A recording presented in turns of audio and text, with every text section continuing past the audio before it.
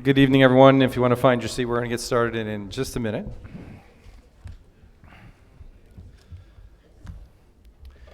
My name is Scott Miller. I serve as the School City of Hammond Superintendent. Welcome to Scott Middle School, home of the Scorpions. Very glad to have you here. I would like to introduce for a moment, I have the Scott principal in the back of the room, Miss Angelique Rodriguez. Can we welcome her, please?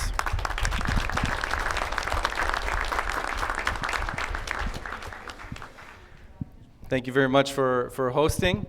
Scott Middle School, we can't tell in the cafeteria, but it is undergoing some major renovations. Over the next year, we will have nearly every classroom space remodeled. We have an entirely new HVAC system. There's 17 HVAC units on the roof of this school. All of them will be replaced over the next year. We have a brand new roof on this facility. In addition, it'll have upgrades to all the electrical in the building. The library will be redone.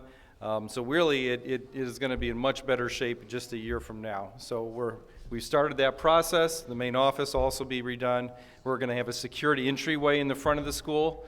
Right now, Scott is one of the few schools we have where you can basically, you know how it is when you come right in the front, you can just walk right in. There's no way to funnel traffic safely into the office. So that will be addressed through the renovations. We're going to be addressing some of the front parking lot. So really, Scott will be in much better shape a year from now.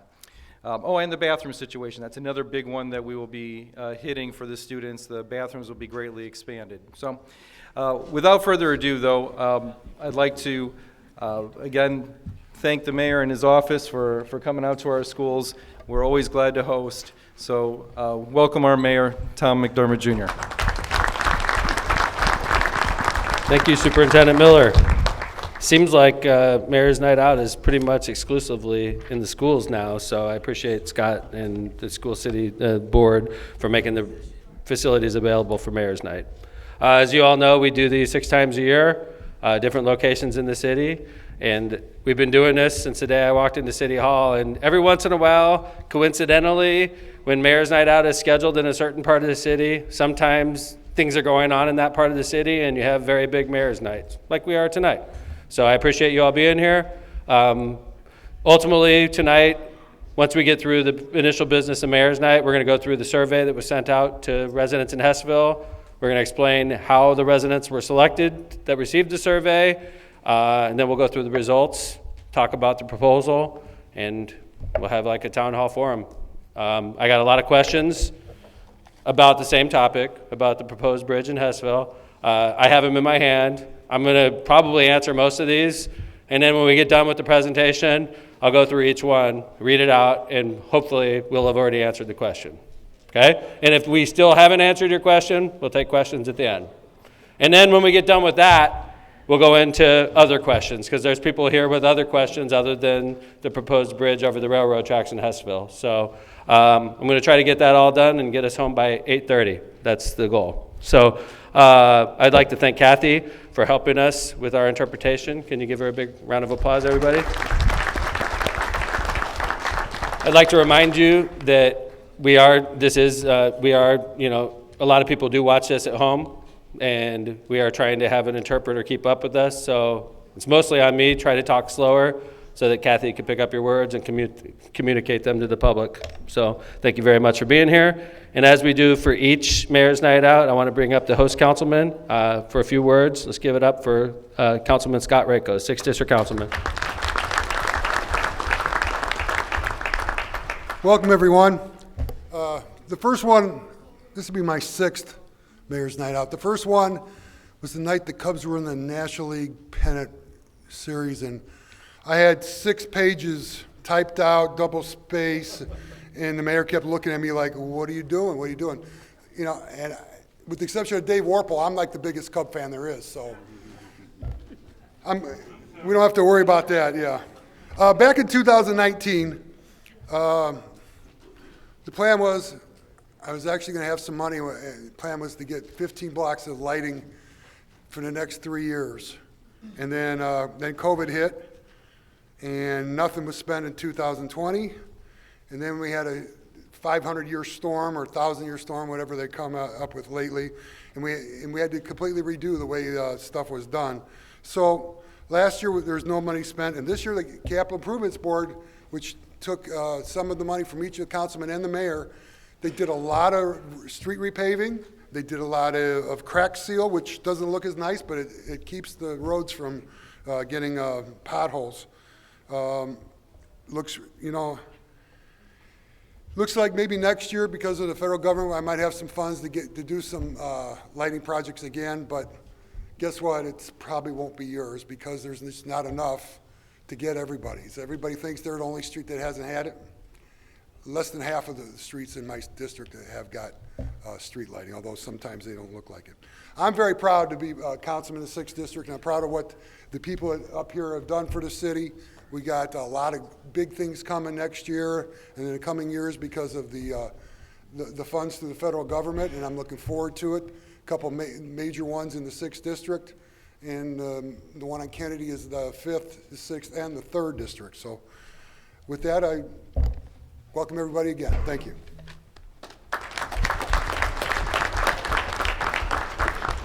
All right, before I introduce the elected officials, I'd like to thank, before I introduce the department heads, I'd like to thank the elected officials in the audience for coming out.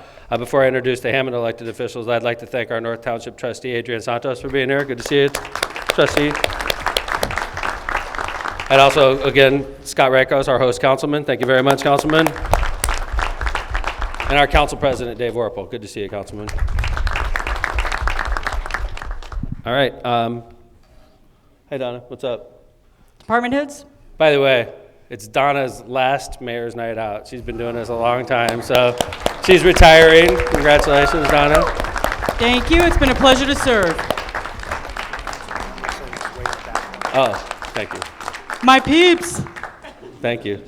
Thank you for what you do for the city, Donna. We Thank appreciate you. it. Yeah. Thank you, Mayor. Very Yeah. kind. Gonna miss you. Thank you. Yeah.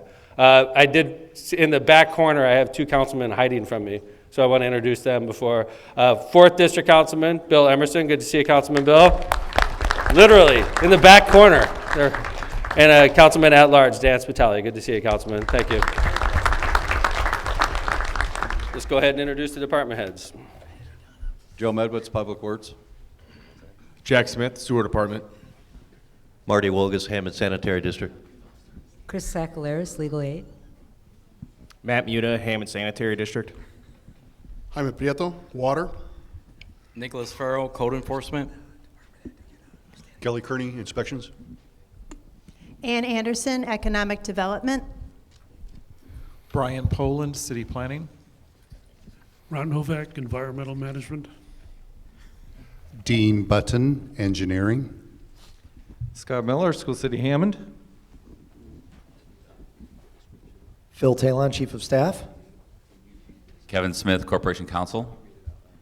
Africa Harbor Planning and Development. Mylon Krasinski, Port Authority. Bob Vale, Building Department. Jim Talon, Park Department. Levita Sparks Wade, United Neighborhoods. Jeff Long, Police Department. Andy Short, Police Department. Bernie Grizzlia, Hammond Fire Department. Sharon Daniels, Personnel and College Bound. Megan Flores, City Controller. Carmen Paniagua, Housing Authority. Owana Miller, Community Development. Chris Campbell, Information Technology. Donna Muta, Hammond Park, Special Events. Thank you. All right. Don't go anywhere. Hold on. Donna, could you come up here, please? Oh, no. Not fair. You think we're going to let you get away with that? This is such an important event. I redesigned the key to the city. Like, this is a nice, and we got this really nice version of the key to the city, the first one. And we were trying to figure out, what do you do? How long have you been doing this job? I'm in my 18th year. So what do you do for a person for 18 years who's been entertaining the residents of the city of Hammond? And I started really thinking, you know, she's been in charge of the festival all these years. She's been in charge of events like this. And we started doing quick math. And I came up with something I thought was a good tagline. And I hope it's something that Donna's proud of. Because this is, you know, this is fact. It says right here, congratulations, Donna Muta, Hammond Special Events Coordinator. Thank you for hosting over 1 million people as special events coordinator for the city of Hammond. 1 million Very people. cool. You were the Thank boss you. of those events, so thank you very much. Thank you. This is our key to the city. It does not work on anything, Donna, but it's really cool. You can put, yeah.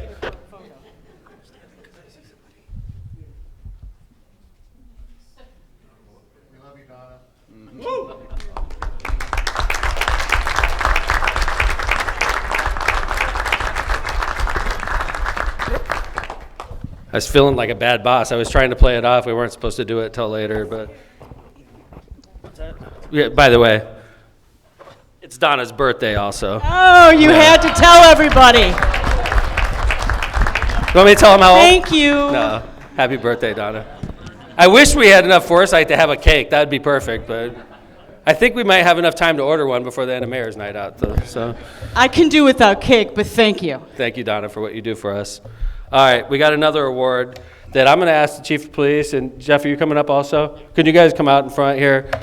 You know, this is a tragic event that happened in Hesseville, and were it not for the heroism of 2 Hesseville residents, the perpetrators of this crime may not have been caught. I'm talking about the tragedy that happened to 13-year-old Thomas De La Cruz on Halloween night. I know anybody in this room right now knows what I'm talking about. And when these tragedies happen, when there's a shooting like this that happens, were it not for the heroism of 2 Hesseville residents, we wouldn't be standing here celebrating their capture. And obviously it's a tragedy what happened to young Thomas, but I wanted to recognize a gentleman. So if you don't mind, Chris Chapanski, could you please step forward with the chief?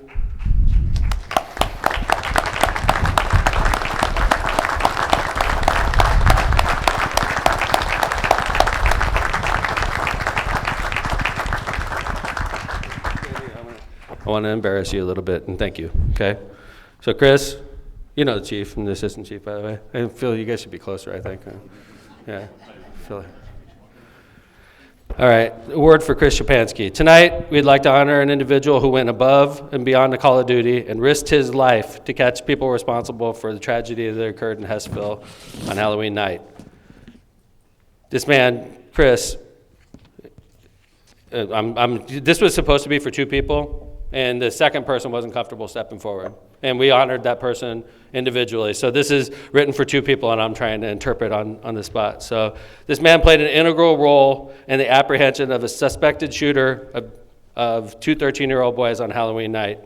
Immediately following the shooting, these 2 individuals, Chris and another gentleman, chased the subject after seeing him running from the scene of the shooting.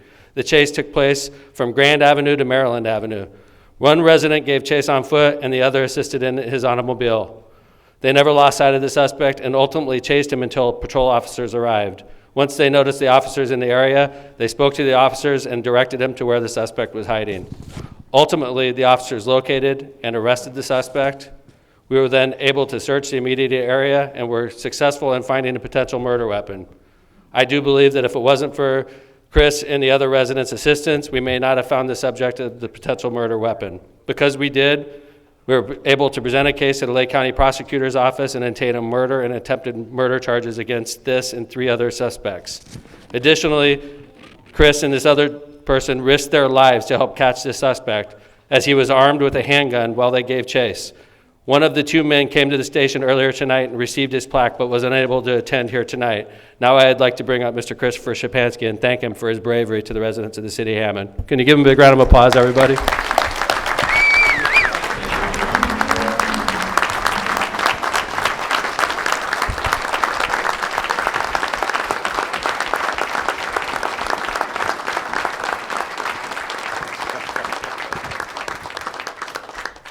Hammond, Indiana Police Department presents this award to Chris Chapanski for your outstanding bravery on October 31st, 2021.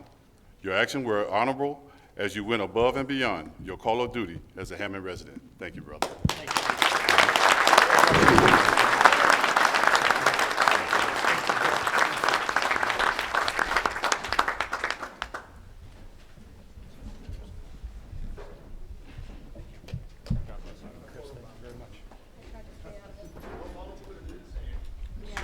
Thank you, Chris.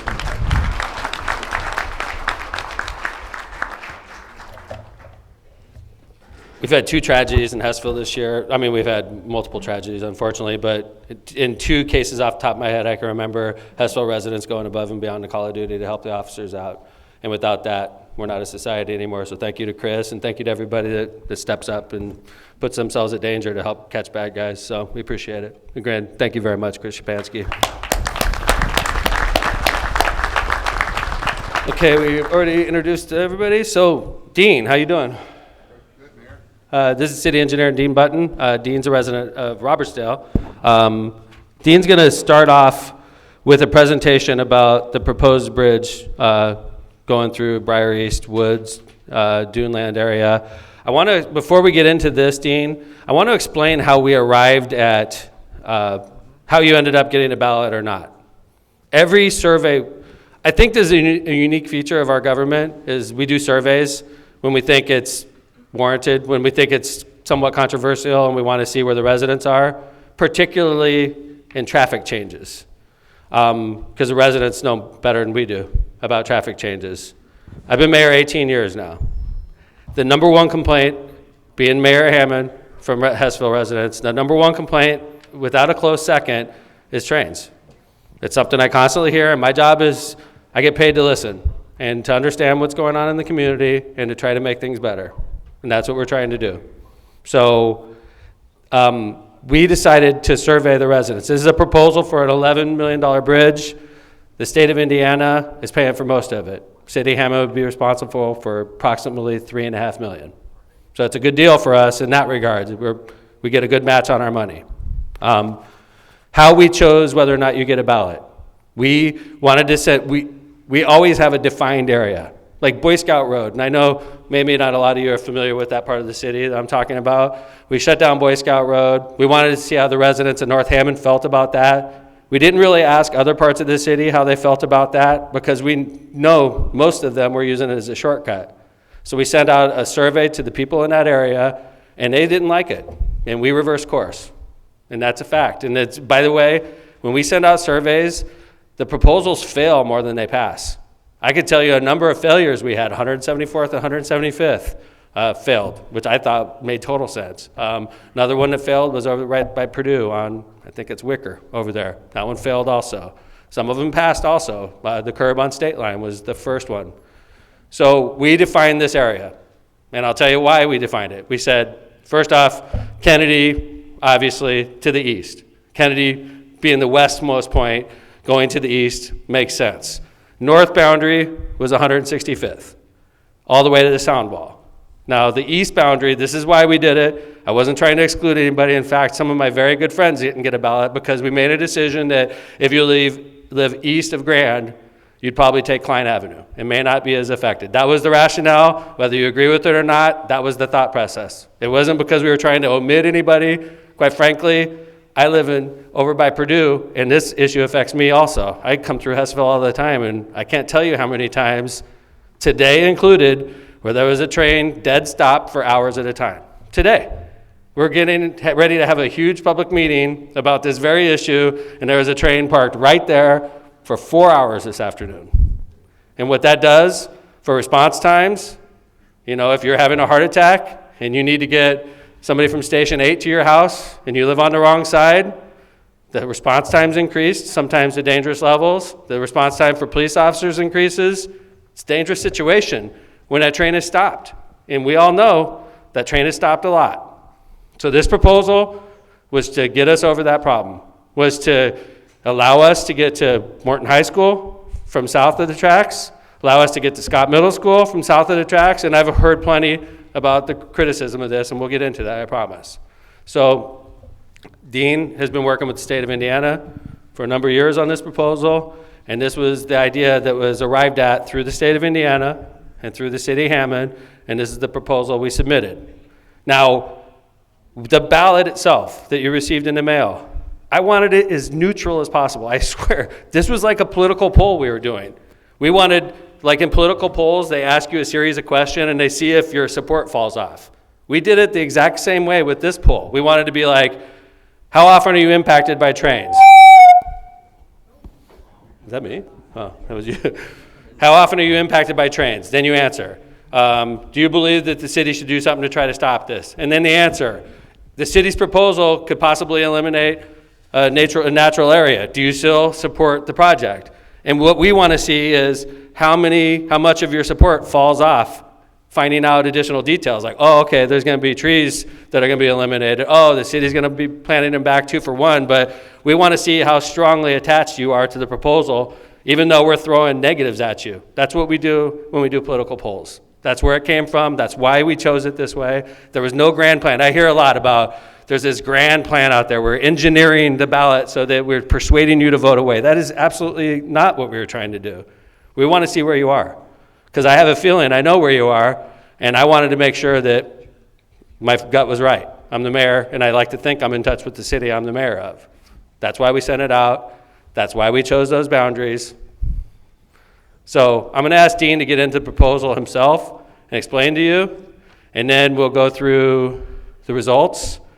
And then I have a lot of questions. I'm hoping that most of these questions will be answered by the presentation we're giving you. That's the goal. And if there's still questions that we haven't answered, I got them right here.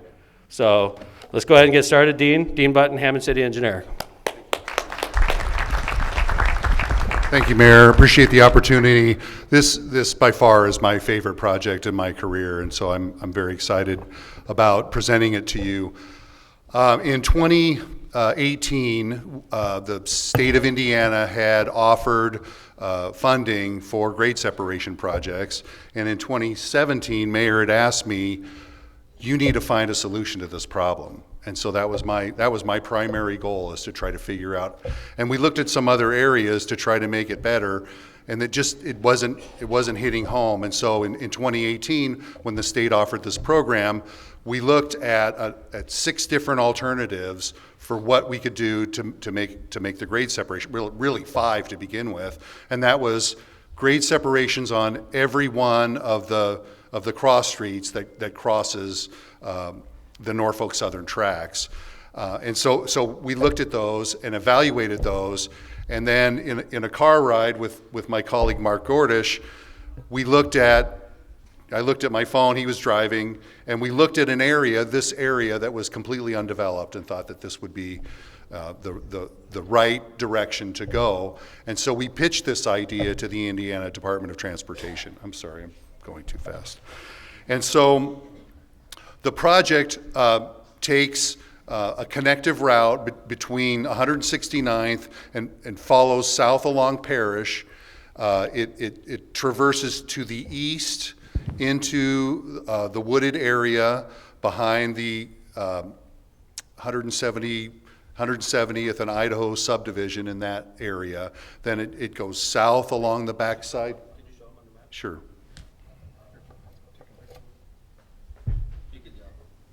Yeah, so by the water tank, right, here's 169th. We're traveling south past the UPS facility and then turning east and then south again with a spur road that will come off towards 171st, and then along the backside of the subdivision here that's east of Parish View, over the railroad, thank you, Madonna, over the Norfolk Southern tracks, and then it turns slightly to the south and ends up just a few lots east of Parish's Barbershop. And so this area was sort of completely undeveloped, as we all know, but we looked at the alternatives of crossing at 173rd, at Grand, at Parish, at Kennedy, and just found that all of those locations would significantly impact the residents and the neighborhoods in that area, that we would have to acquire those homes. Dean, I'm going to interrupt you here because I want you to keep talking. Now, a lot of the questions we have in here are saying things like, why doesn't you have Parish already? Why don't you just build it on Parish? Why do you have to go through this natural area? And that's a great question. It's one of the questions I asked you early on, and there's a solid answer why we can't do that. Can you explain that? Thank you, Mayor. Yeah, the reason why Parish was so difficult, and we're removing the crossing at Parish, the grade crossing at Parish and at Arizona in exchange for receiving the money for this. The reason why Parish is so difficult is we cut off every single home and apartment complex from basically the north side of the baseball complex parking lot all the way to the entrance to Parish View. So the entrance to Parish View would still be open, but there's 47 residences, that's apartments and single-family houses, that those homes, those homeowners and apartments would have to be displaced as a result of the construction of that bridge. And I'm going to put that in non-engineer language, okay? Now, when we have to be above the railroad at a certain height. 25 feet clearance underneath the railroad. So that the train can pass below.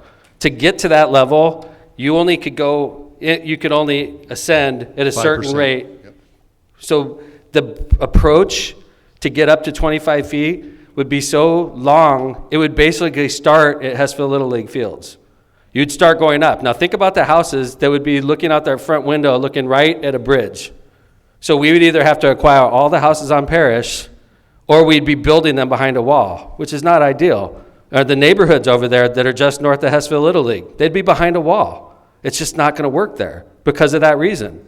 We can't get to 25 feet without the huge approaches to get us. And if you look at everybody's favorite topic, the bike trail bridges, that's why they have such huge approaches going into them. You can't just go whoop, up and over. You have to approach slowly, up 5%. 5% grade to reach the top at 25 feet or close to 30 feet to the top of the Now, ground. you could take this same logic on Parish and apply it to 173rd.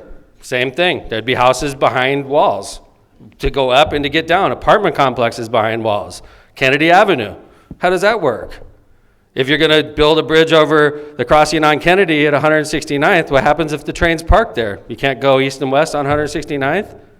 And if you built the incline to get you over 25 feet, Burger King, Walgreens, everything over there is behind a wall. Same thing on 169th. This is our crossing in Hesseville, guys. We've looked at and I know that there's so many people that are angry about this, and I get it.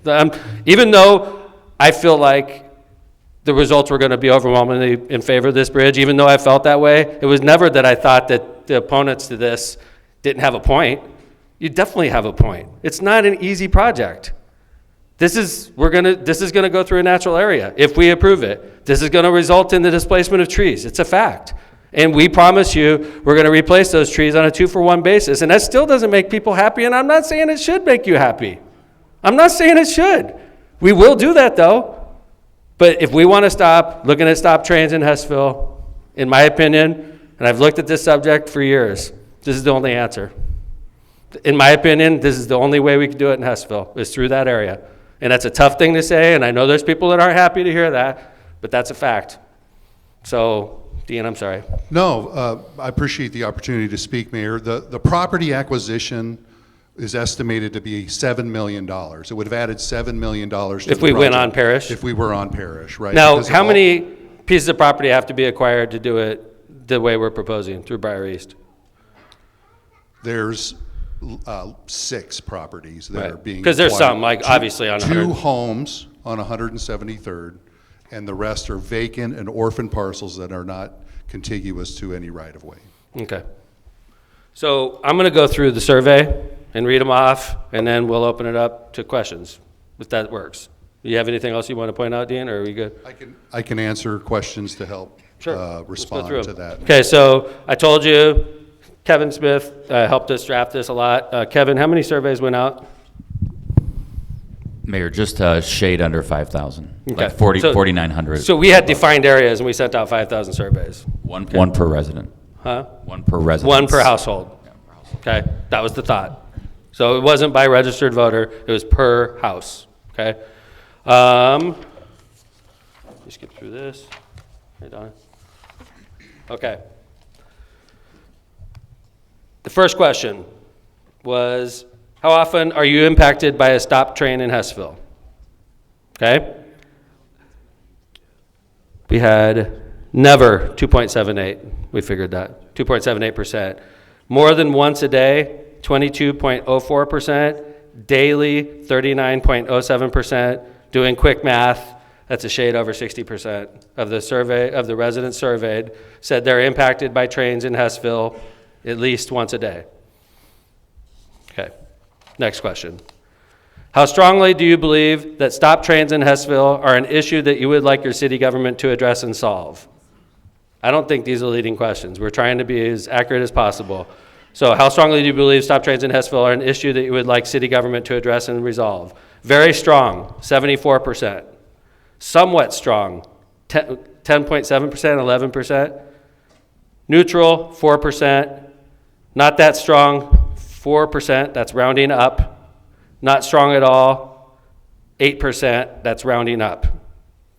So 85% strongly support city government addressing this issue per these surveys. Are you in favor of the city partnering with the state of Indiana and the railroad companies to build a bridge to help eliminate on-the-street crossings and help solve trains blocking intersections in Hesseville? So before I get to results, Dean, the railroad's interest in this is they're happy because there's going to be an at-grade crossing that's closed, right? Two at-grade crossings will be closed in exchange for this bridge. So the railroads are happy, which is why they financially participated. Yes, sir. How much did they put in? 6%, about $500,000. $500,000. Yes. Okay. And the state of Indiana is what, 8 million? 8, 9? Their participation, we have 12 projects in the state of Indiana, so that's $6 to $8 million of participation. Okay. So this question, are you in favor of the city partnering with the state and the railroad companies? Yes, 81%. No, 39%. Straight up yes or no. Oh, I'm sorry, excuse me. My glasses, 19%, I apologize. Sorry, I'm wearing glasses too, that's horrible. It's really small font in my defense. The proposed pathway to the bridge, now we put this question in on purpose, addressing the concern in the room that it's going through a natural area. We wanted it, and we wanted to see how much support fell off. That's the purpose of the question, okay? The proposed pathway to the bridge is through the undisturbed wooded area, sometimes referred to as Briar East Woods, that will result in hundreds of trees being cut down and habitat disturbed. Knowing this, how strongly are you in favor of the bridge being built? Now, that's about as blunt as you can get. I think I was trying to do justice to the people that are concerned with the environmental. That was the purpose of this question. We wanted to knock people off. Like, how much of the support falls off when you're like, whoa, we're going to displace animals, we're going to cut down trees. I wanted to see how much support fell off, and it did. Some of it did fall off. Very strongly in favor, 48%. Somewhat in favor, 17%. Not that much in favor, 5%. Not at all in favor, 26%. So, even knowing hundreds of trees would be impacted, 65% of Hesseville residents still support, and 30% oppose, which killed about 15% of our support. 10 to 15% of our support fell off, as anticipated, when we pointed out that it was a natural area and the habitat was going to be disturbed. Do you believe that building a bridge is a good investment by the city of Hammond and that it will positively impact the quality of life in Hesseville? Answer, 75% yes, 25% no. I'm going to read some of the comments. You guys wrote little messages down. Some of them were little zingers at me. I'll read them anyway. If replacing trees on a 2-for-1, as you said, Paris Avenue. I'm not sure what that means. So we are replanting the trees on a 2-for-1 basis. It's really whatever we agree with the federal government. They sort of dictate what the mitigation, the replacement amount we've is. said to the public. It has been as much as 2 to 1. Yes. Well, that's what we're committing to, right? And we're happy to do that, Mayor. I agree. We are replacing it 2-for-1. Only for the mayor's buddy, if I can't sell once construction starts. I think that's insinuating that I'm somehow personally gaining by this. That's not true at all. The state of Indiana is in charge of this 100%. We don't design it. All we do is write a check. I have nothing to do with it. My buddy has nothing to do with it. My family has nothing to do with it. Nobody I know has nothing to do with it. This is about Hesseville and getting over trains with me. That's it. So I know that there's some people that believe that there's some evil motive that I have. My motive is because I'm sick of looking at stop trains in Hesseville. Okay?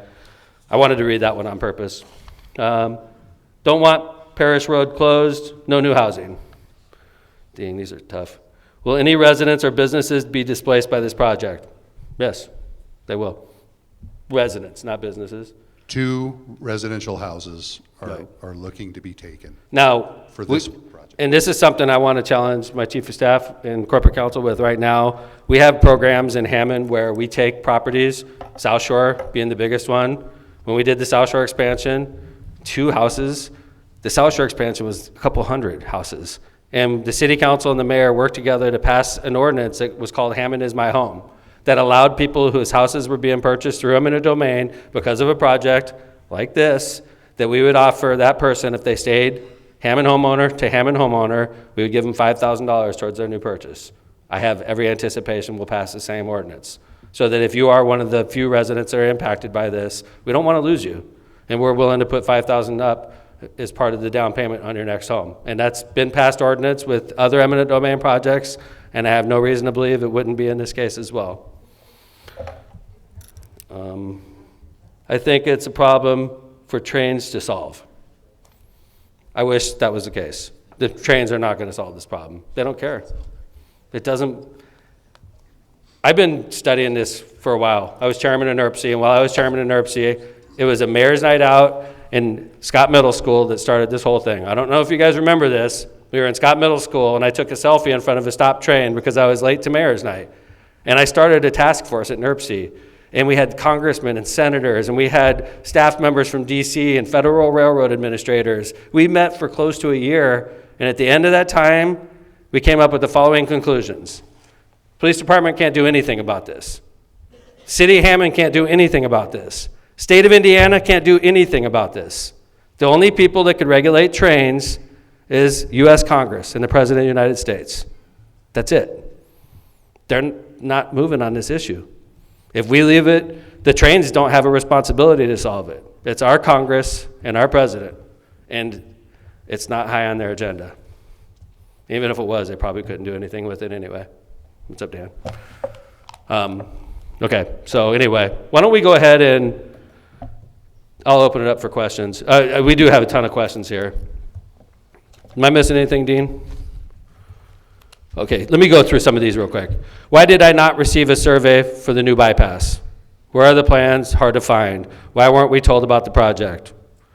I think I explained how the survey results were sent out. I listened to my solution. We could save, whoops, get a bridge, pedestrian walkover. Okay. Oh, that's MX. No wonder it's illegible. Yeah. Okay. Okay. All right. Do you have a question?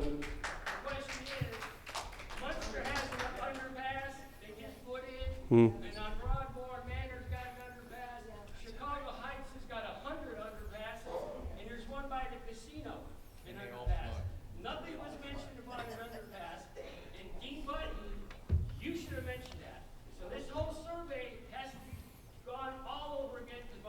Well, I don't agree with you. Okay. All right. I excluded who? All right, Dean, do you want to respond to that? I mean, there is certainly excuse me, sir. Okay. Dean, why don't you answer? Okay. So Thanks. an underpass is a railroad grade separation, certainly. And we haven't looked at underpasses in this case, but the value and the impact of an underpass at this location would be much more.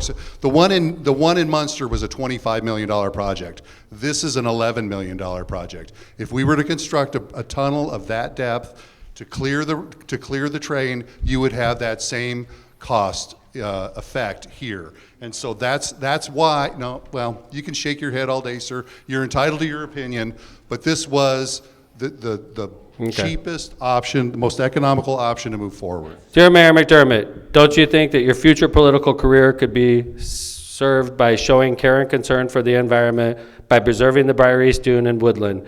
You could make it a park and rename it McDermott Dune. That's nice. Thank you. Honestly, I think the best thing I could do for my future political career, what you see most politicians do, is do nothing. Don't do anything. Okay? And don't do anything. Don't piss off anybody. Status quo. That's not me. That's not. I'm going to do my job. And I believe the survey, as opposed to some people. We were fair when we sent it out.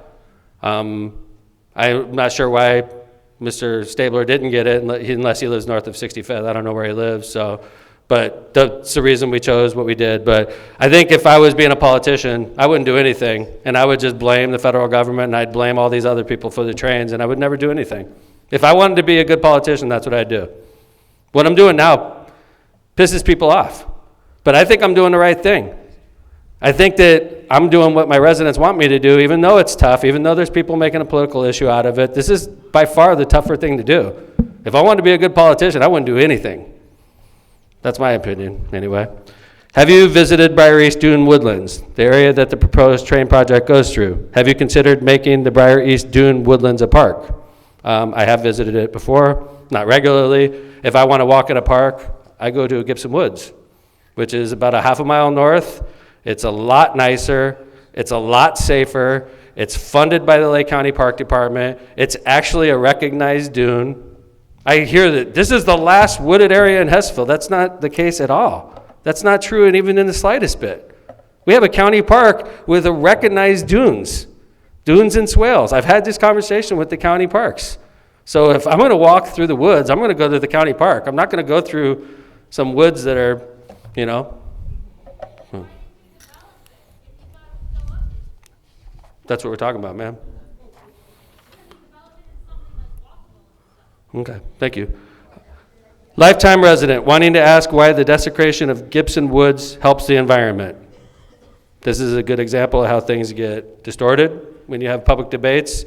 Gibson Park Woods is not being touched, nor will it ever be touched. It's a park.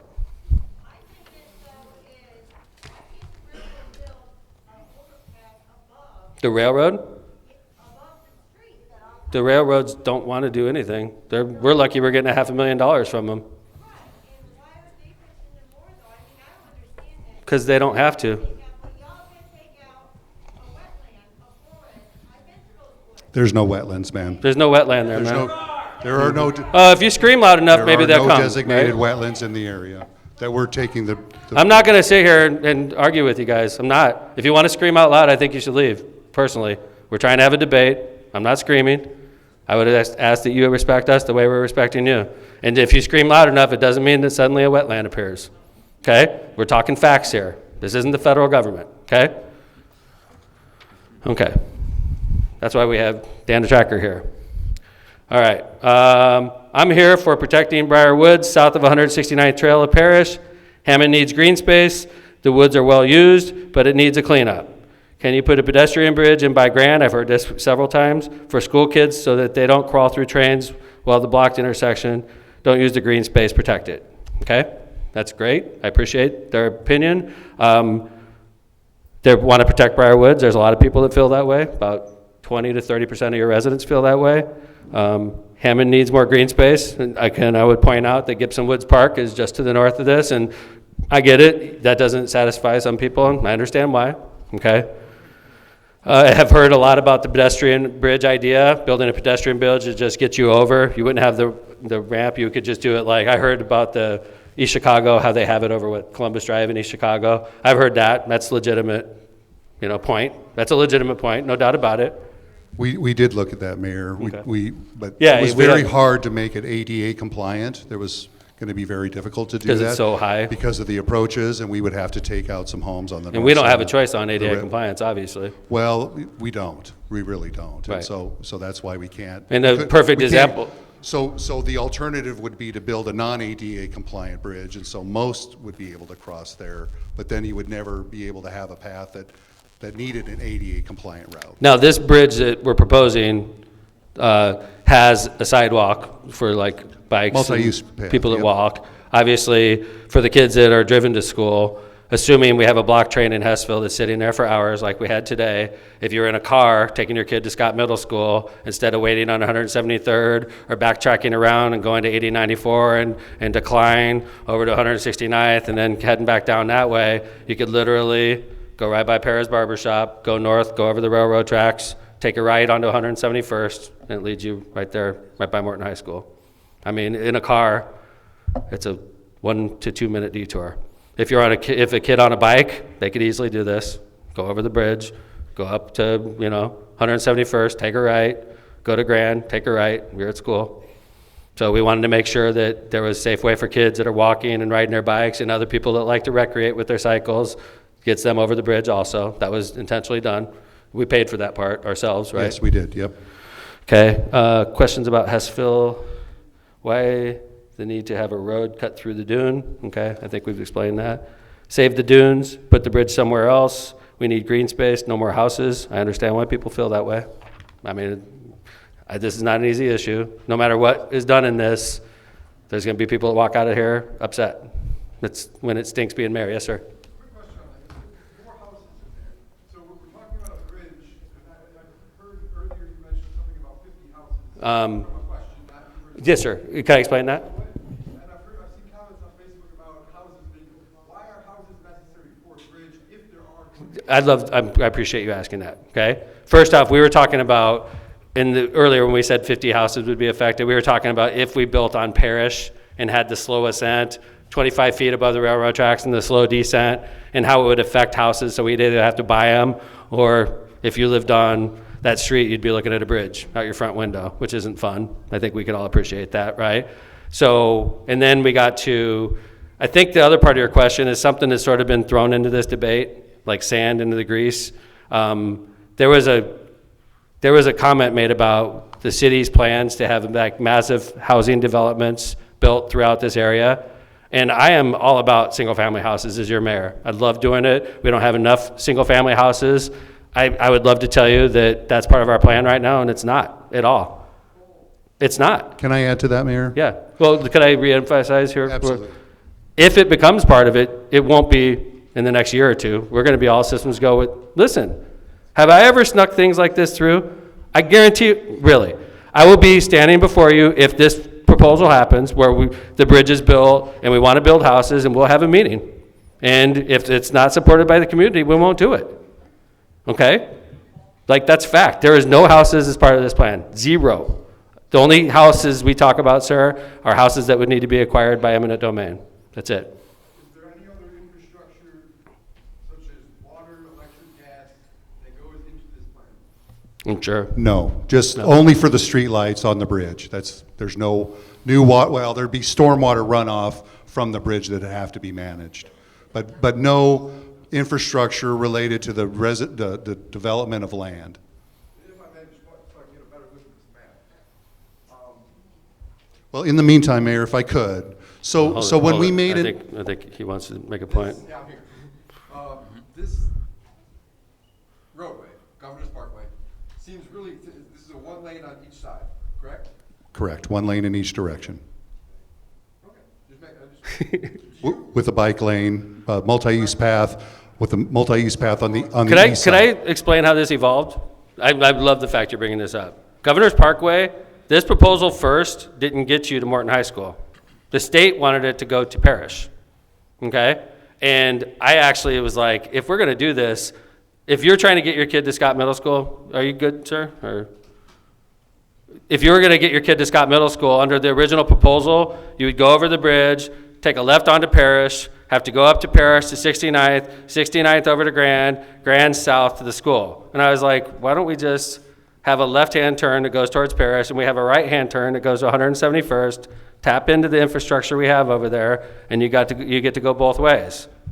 Now, I've heard other people talk about legitimate points for future considerations is maybe one day you continue north at that T intersection and go through Briar East Apartments, and you have like an intersection on 169th where you would be able to go south right onto the bridge. That's not part of this plan also. But that doesn't mean that 10 years from now we're not going to be talking about things like that, or maybe 5 years from now. Maybe we are talking about houses down the road. We're not talking about that right now.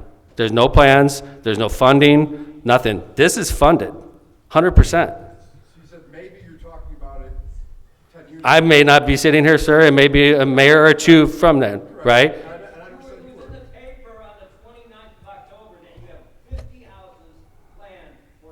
I don't know. May I address this, Mayor? Because this is sort of an important point. Listen, I'm not going to have you yelling from the audience. That's a fact. What I just told you, I can't help with the paper rights, and if that's the case. So listen, I'm not going to sit here while you're screaming out. Can you imagine if everybody screamed out, sir? Can you imagine if everybody just started screaming how well that would work? I don't want to hear them. I don't want them screaming up. Yes, sir. Okay. Yes, sir.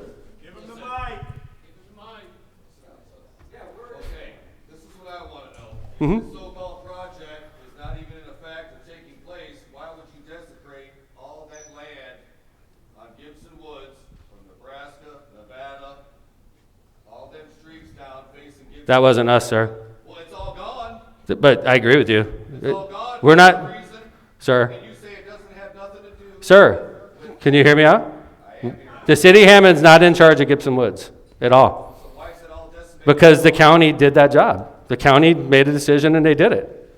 That's the truth. We're not in charge of that park. It's not a city of Hammond park, it's a Lake County park. I appreciate it. No disrespect from me either. That is all pristine land. I agree. And untouched. Agree.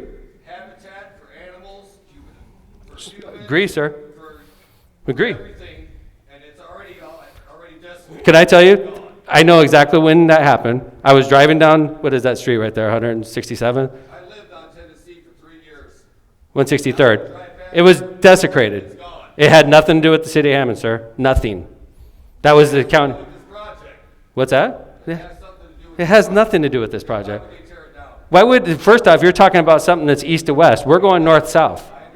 If we had nothing to do with that. You could say that, but it's not true. We don't have much pristine natural habitat for anything around here. Well, we're talking about two different things here, sir. For a train. We're talking about two different things. For train traffic. Right, okay. But you're bringing up something that has nothing to do with. I'm just saying it's wrong. I agree with you. I hated it when it happened too. I speak for everybody here too, it's wrong. What's wrong?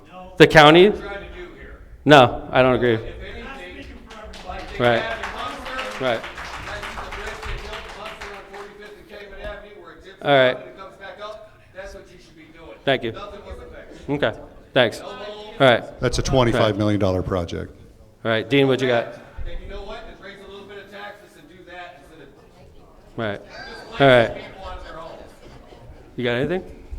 Well, I just want, so when we made application to the Indiana Department of Transportation, they were very, they wanted projects that had an economic component to that. And that's, at the time when we made application, we made a plan that would construct 50 residential lots in the area that was part of the bridge. So this was part of our application. Doesn't mean the administration is going to move forward with a residential subdivision. It was just, it was the way to make application to receive funding from the Indiana Department of Transportation. We're lying? I'm standing here telling you that's not moving at all. We're getting millions of dollars given to us to solve a problem in Hesseville, and the answer I'm hearing is don't take it. Throwing money at the problem is not going to help. It'll get us over the top of those trains that are stopped. That's a fact. Ma'am, in the back.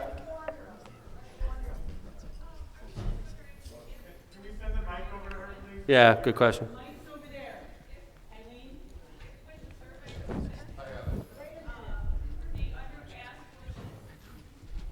The underpass, there's no such thing as an underpass, ma'am. There's no such thing as an underpass. You're talking about something that doesn't exist. Okay, a viaduct. The what? Under a train, isn't that what was mentioned before, the possibility of an underpass? There's a lot of possibilities. That's not funded.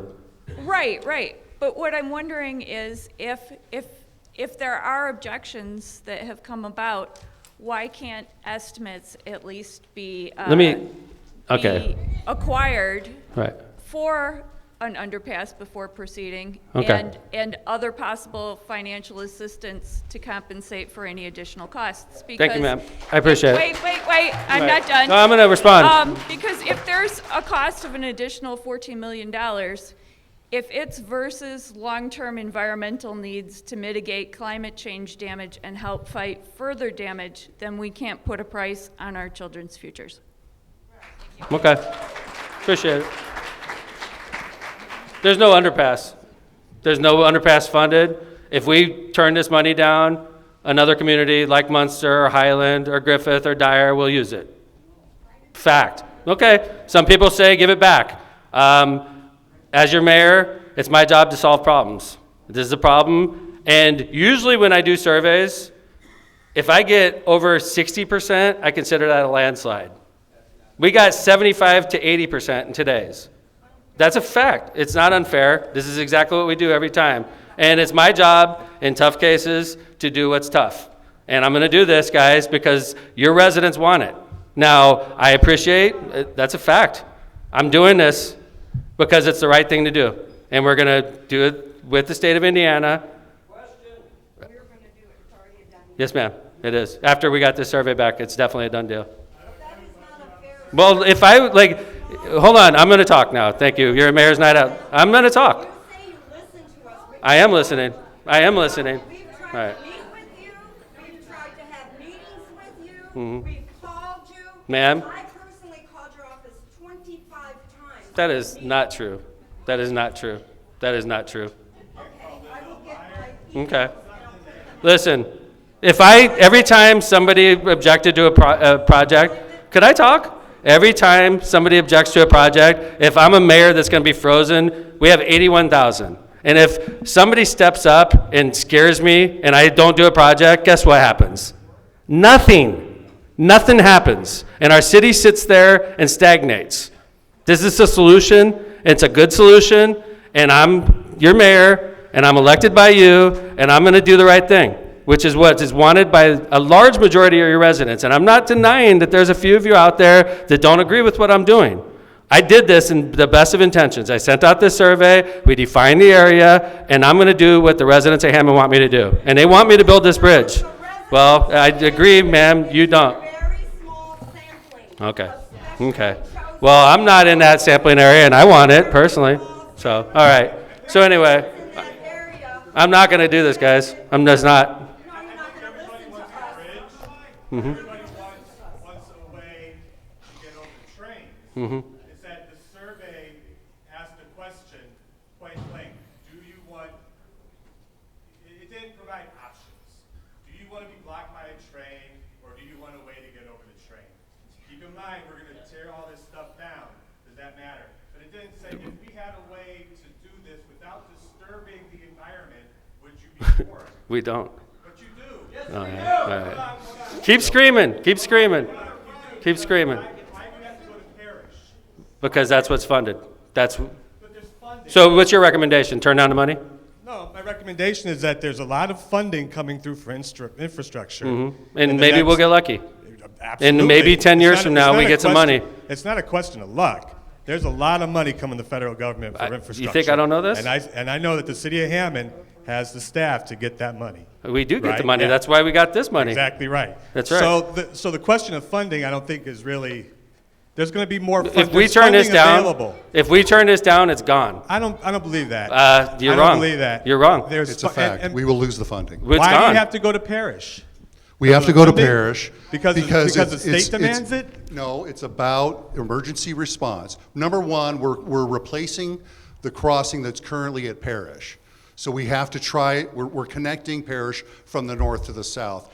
As we know from fire and police, Station 8 has to get across the tracks, right? If there's a train blocking, Station 8 with ambulance service needs to get across the tracks. If we don't come down Parish, because Station 8 is at near Harding School on Parish, you come south. If there was no connection on Parish, they would have to go over to Grand, across 71st, over the bridge, and then if they needed to go back to Grand, they would have to traverse all the way back. What do they do now? It would add 4 minutes to the travel time that the bridge would solve. And what do they do now? Right now, they have to wait for the block train. They go around. It could be as much as 20 minutes. Bernie, I got my deputy fire chief here, if you don't mind.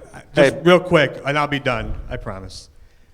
They could go down 169th to where the bridge is going to be, and then take the bridge over to Grand. No, I don't understand why it the has to bridge go to is here. not on 169th. It's between the two. 173rd, I'm sorry. Right. They couldn't get to 100. They would have to traverse all the way down to Grand, back to 71st, over the bridge, back to Parish, to get back south to Grand. There are alternatives. Thank you. Underpasses, I appreciate et cetera. This is the best alternative. That's a historic dune that should be saved. Thank you. All right, Bernie, tell me, Station 8 right now, when you responding and there's trains stopped in Hesseville, let's say you got to get to Orchard School, Hess School, excuse me.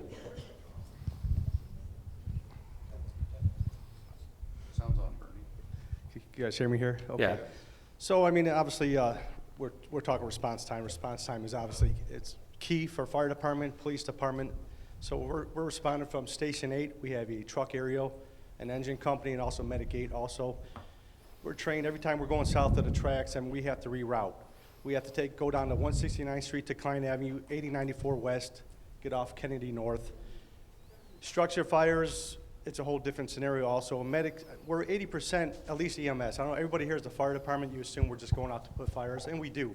We are 80% EMS. We're responding to everyday accidents, cardiac, cancer, transports, you name it. I mean, there's Station 8, we respond over 4,500 calls a year in 2020. The hardest part of Hesseville to get to from Station 8 is Hess School, right? In that area? Correct. And when it comes to response time, I mean, it's important to us. I mean, What's your response time to Hess School with the train stopped, like it was today? I mean, it's like I said, we try to respond to every call is under 4 minutes. It depends where the call is, but a lot of times when we have to reroute, you could double it, easily double it. 8094. So eight minutes? At least 8 minutes, maybe more, Mayor, especially with accidents these days. I mean, we're on 80. Like today, the train was blocking for 3 or 4 hours. Yeah, So if we had an emergency at Hess School, some kid was having a medical incident and needed help immediately. Double the time. It could be 8 minutes? Over 8 minutes, at least 8 minutes, correct. With a train. Without a train, you can get there quick, right? Correct. And like I said, we're at least 80% EMS and fire. With this bridge in place, would it help your response times? Absolutely. We have rigs even responding from other territories to Station 8, and sometimes they don't know it's trains. So now it's going back to the boulevard or wherever they're coming from. We have Station 7, Station 6. Obviously, we're talking Station 1 coming from 150th and Calumet Avenue.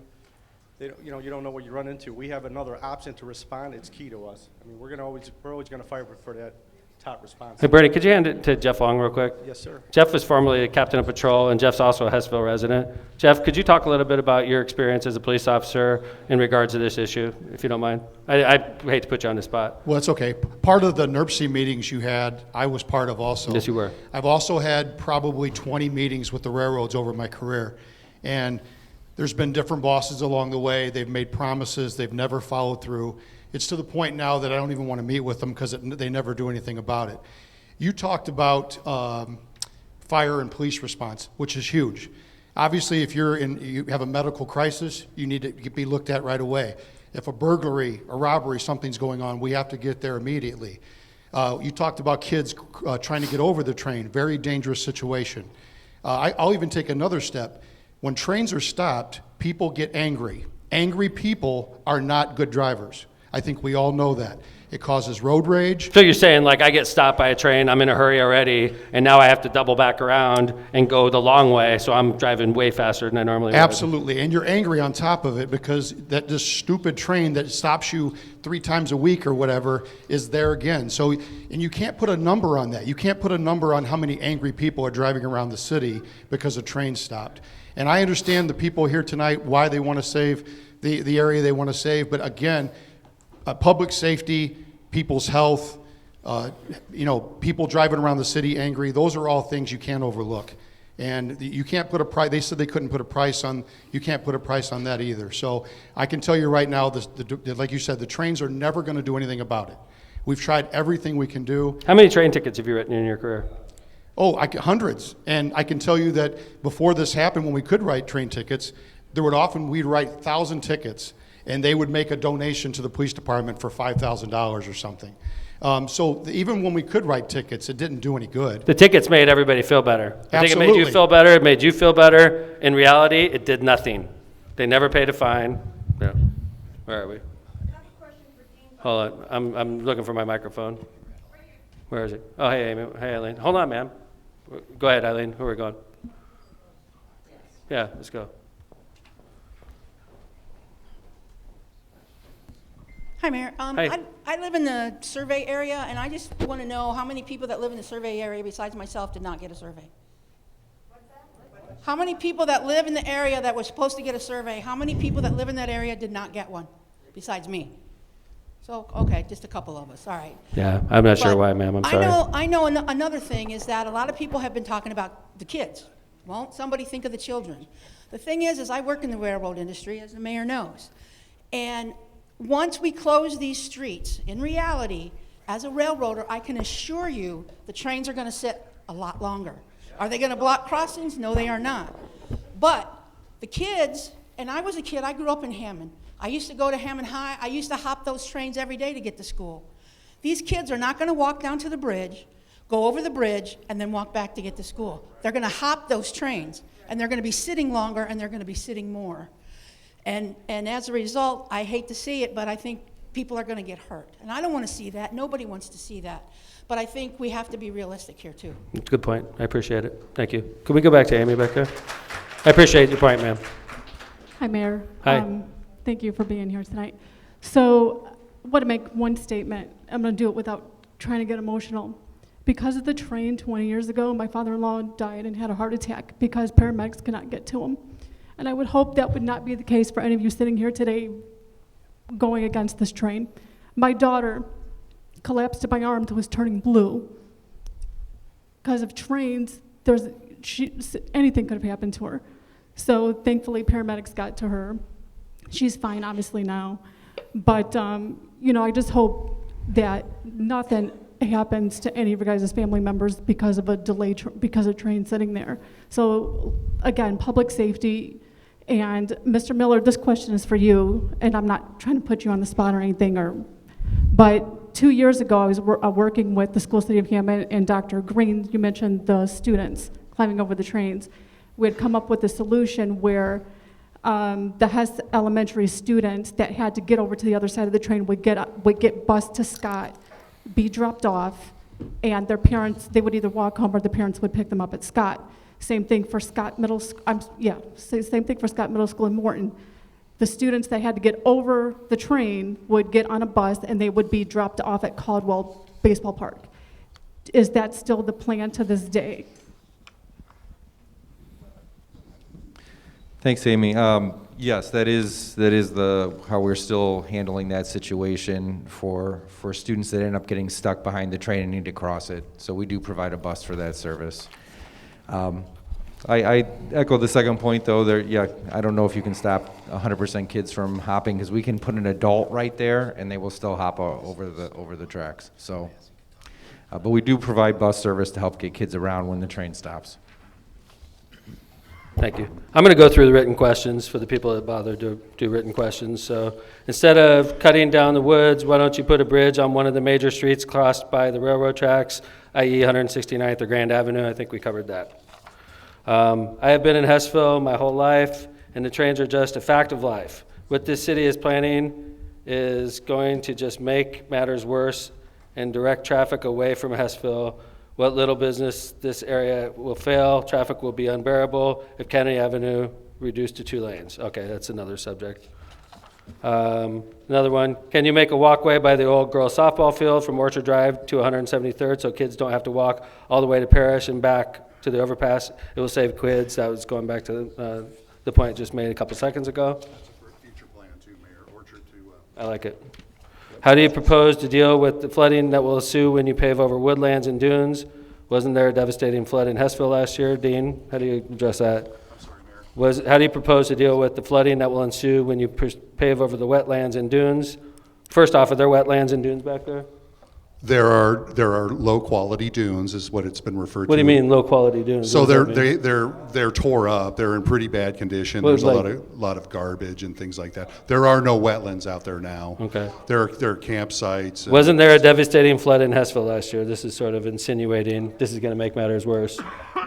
It will have no effect. There's Well, runoff the from flood road. it was right by the old FOP. That was where, in that area over We there. had 4 inches of rain in Right. 1 hour, and there was no way that we. And could- I we know, could keep because up. I've been mayor for a long time, that part of the problem over there is the flow we get from the highway that comes back into the neighborhood, right? Absolutely. And I know we're working on another fix for that involves the pump station in Dowling Park, right? Correct, Mayor. So does that really have anything to do with this project? Has nothing to do with this at all. Okay, I was just making sure. Okay, have you considered alternate routes for the proposed Huskville train project that will go through the wooded dunes? If not, why not? I think we talked about that. What are the environmental study impact factors of the overpass for railroads in Hesseville? That's a good question. Environmental impacts. So Yeah. we looked at waters of the U.S. We looked at wetlands. We're working with the U.S. Forest Service on Fish and Wildlife, I should say, on the tree and the endangered species. We have a historic properties report. Escaping me now, but all of those documents are part of a normal federally funded or state-funded NEPA process or National Environmental Policy Act process that we have to go through, that all of those sorts of environmental steps, and then in the spring we will have a public hearing for the project, and then and a 30-day comment period that will seek comments from the public on that. But that's part of this whole process as we work through our design. Thank you, Dean. How many hearings have you held on the train subject for neighbors of this area? I mean, I don't think this counts as a hearing, but I'd say this is a hearing. No, not a hearing? Well, okay, all right. Have you given much thought to the many thousands of years the old property is and save it for future generations? Okay, that's a good point. Are you aware of the detrimental effects the planned road over Hesseville Dunes would have to the area and its residents? Okay. I would really like the bridge. Oh, look at this, one of them. I would really like the bridge built to go over the trains. However, can't the bridge be built in a way to avoid cutting trees or a minimal amount? Yeah, well, we're trying to minimize the footprint of the bridge, and obviously, whether we would build a bridge or a tunnel, we would take the same amount, the same footprint that would be required to do the construction. This development is adding 265,000 gallons to the overloaded storm system. Will this be a problem for residents that flooded? Why were they excluded in the survey? Okay. The residents that flooded were not excluded from the survey. If we're talking about the flood of 2020, that entire area was in the survey. So that is not true. I'm not sure about the 265,000 gallons. Is that true? I honestly don't know why that number would even be a published number. Yeah.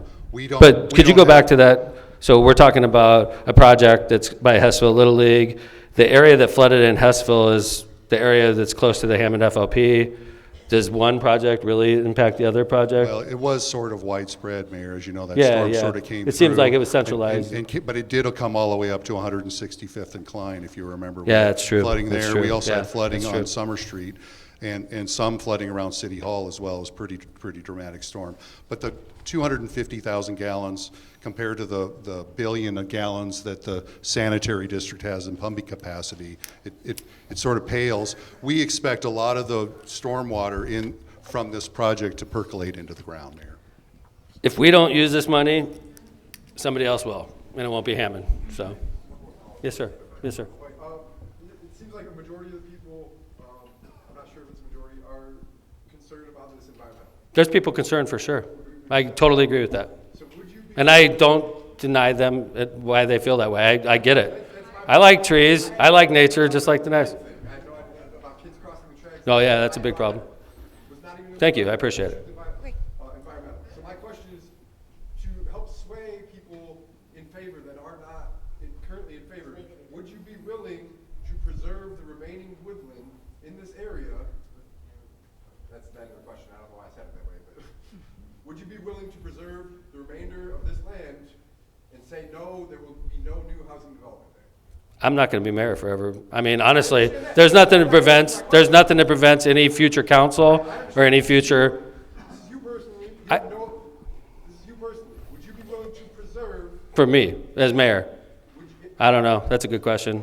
But I'm not saying that there's anything planned, but if I say something like that and this great opportunity comes along for Hesseville down the road, we wouldn't want to talk about it because I made a promise. That doesn't. You're not mayor in the future, you said. Well, I may not be. I may not be mayor in 2 years. No, but it's not that easy, sir. You wouldn't be, even if it would sway 25% of that 30%. I'm not going to lie to people to make them feel better, sir. I'm not. I'm not like that. This is like a little bit of a. I respect you. I respect your passion. I respect everybody's passion on this, okay? I'm not going to make a commitment that I can't follow through with. What if 10 years down the road some great opportunity comes along and I'm still mayor? And I'm not planning on being, by the way. I'm not announcing anything. But sometimes when you make promises like that, years down the road, it comes back to haunt you. And I got Dan the Tracker taping me right now, you know? So like they'll be like, Tom McDermott said, you know? I mean, that's kind of why I asked the question. I appreciate it. At least you're honest. Do you understand the effect. Yeah, I understand why you're, Of cutting down those trees. Yes, sir. That would have on the property value surrounding that, because those trees in the forest setting, not just a tree sitting on the street, absorb sound from the trains, okay. which affects property values. I think that property values are affected by being stopped behind a train for 4 hours every day also, sir. Every day? Well, it was today. It was today. Whatever. Yeah, sir. Mayor. Decision of language. As far as the survey, you said that the survey of the flooded areas did not get a... No, I said they did. Well, they did, because... I was talking about the area by the FOP. I apologize. The people that live north of 165th... Right. There were several hundred homes that were flooded in that area behind Harding School. Okay? And Okay. none of them got a survey. You're right. Residents north of 165th did not get a survey. You're right. Why not? Because that's the Well, boundary we chose. since you have That's the boundary we chose, honestly. There's obviously going to be a lot more... Are we seriously going to argue about that? Why don't we just talk about the issue? I'm You want trying to to talk make a about? point. I'm So you're just trying saying to if I would have sent the survey north of 165th, everybody that lives north of 165th feels dramatically different about this, so we ignored them? No, I want to find out where you're coming from. I'm trying to explain. Can I explain now? Go ahead. Since there's going to be so much more, and you can't say that all the water is going to percolate through the impermeable surfaces that are all the streets and houses that you probably are eventually going to build in that area. That's where the engineering study came from, 265,000 gallons in a 2-inch rain, okay? That water is going to be additional water that we have to deal with in our already overloaded system. Why don't we talk to the Right? guys that know it better than both of us put together? No, I want to find out from the experts, sir. Because we have them sitting right here, and I believe in experts, actually, you know? So, hey, Jack, could you grab my... I'm running Mayor's Night Out, thank you. It's called Mayor's Night Out, and I run Mayor's Night Out. That's why it's called Mayor's Night Out. Thanks. Hey, Jack, could you talk a little bit about whether or not the Hammond Sanitary District could have... Finish up, Mayor. I didn't hear you. The question is this going to overburden our system, in your opinion? You do more work in the sewage system than anybody I know. In that area, no. Your 265,000 gallons that you're talking about would strictly go to a storm station, into our storm mains. Our storm mains are very large in that area, which will lead out to the Hesseville pumping station off of 8094. Not a drop of that water would go into a sanitary or a combination main. Marty, could you grab the microphone real quick? Marty's in charge of the Hammond Sanitary District. Marty, the plant at the Hammond Sanitary District every day has what kind of capability? On a dry day, we do about 33 million. On a wet day, we can do up to 100 million for a very short time without hurting. I'm going to assume that the person that asked this question, and they put 265,000 gallons of water is going to be displaced because of this project. Is that going to overload your system at all? Is there anything that you're worried about with your plant with an extra 265,000 gallons? I think as Dean made it clear early on, it's a little speck on the whole dot of water that comes into the plant. So what's the problem? Then why do we flood? We had 4 inches of rain in less How much than is 4 inches of rain across the city of Hammond? Mr. Massey? 1 billion gallons. Per inch? Yes. 1 billion per inch. So we got 4 billion gallons of water in an hour? About an hour, a little less than an hour. So will that affect the plant?